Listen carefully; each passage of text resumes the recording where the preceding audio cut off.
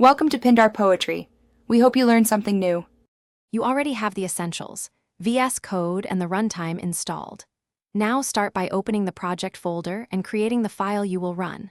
Save it with the correct extension so the editor recognizes language features. Once done, make sure the integrated terminal is open. You will use it to produce output. You do not need play buttons yet.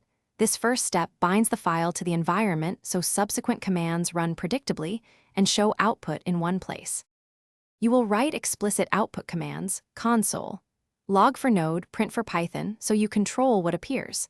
Then execute using the integrated terminal. Type the interpreter command followed by the file name and press enter. If you prefer keyboard-driven runs, add a launch configuration in VSCode/launch. JSON and press F5.